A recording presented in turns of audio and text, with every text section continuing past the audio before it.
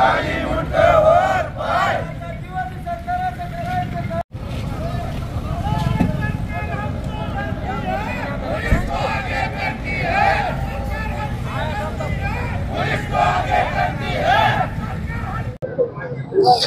या ठिकाणी भारतीय संविधानाच्या परभणी या ठिकाणी घडलेल्या संविधान प्रतिकृतीचे विटंबना करण्यात आली होती त्या माथेफिरीकडून त्याचा निषेध म्हणून आज मुरुड शहरामध्ये सर्व समाज बांधवांच्या वतीने निषेध मोर्चाचे आयोजन करण्यात आलं होतं। संविधानाचा सन्मान म्हणून संविधान महारॅलीचे आयोजन करण्यात आलं होतं।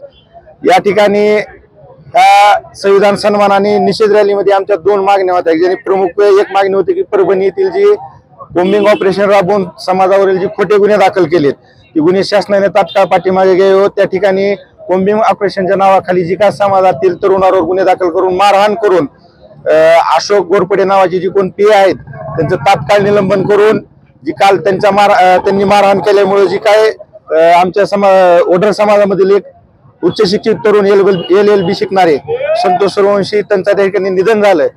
त्यांच्याही मर्डर आहे का काय ही शासनाने त्याची सखोल चौकशी करून बाबाजी संशयास्पद मृत्यू आहे त्या मृत्यूची अशी सखोल चौकशी करून त्या ठिकाणी त्यांना न्याय देण्याचा प्रयत्न करावा। त्यांच्या घरच्यांना सोमनाथ सूर्यवंशी आहेत त्यांच्या घरच्यांनी आर्थिक मदत शासनाने जाहीर करून त्यांच्या घरातील एकातरी व्यक्तीला शासकीय ड्युटीवर घेणं ही आम्हा सर्वांची मागणी होती।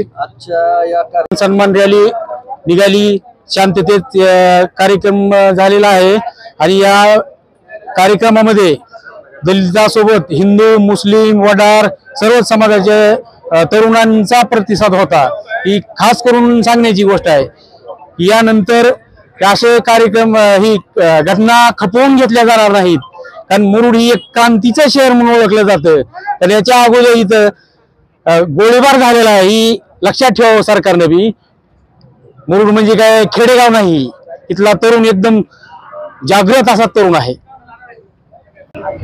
प्रथमतः आम्ही सकल मातंग समाजातर्फे व बहुजन समाजातर्फे परभणी येथे झालेल्या घटनेचा मी जाहीर निषेध करतो व शासनाला एकच विनंती करतो की जे कोम्बिंग ऑपरेशन परभणी या ठिकाणी राबवलं तेथील PIचं तात्काळ निलंबन झालं पाहिजे व तेथील जो मयत सोमनाथ सूर्यवंशी नावाचा जो वडार समाजाचा युवक आहे त्याच्या परिवाराला शासकीय मदत झाली पाहिजे व त्या परिवारातील एक सदस्य शासकीय नोकरीत घेतला पाहिजे अशी या ठिकाणी आम्ही मुरुड सकल बहुजन समाजातर्फे मागणी करत आहोत।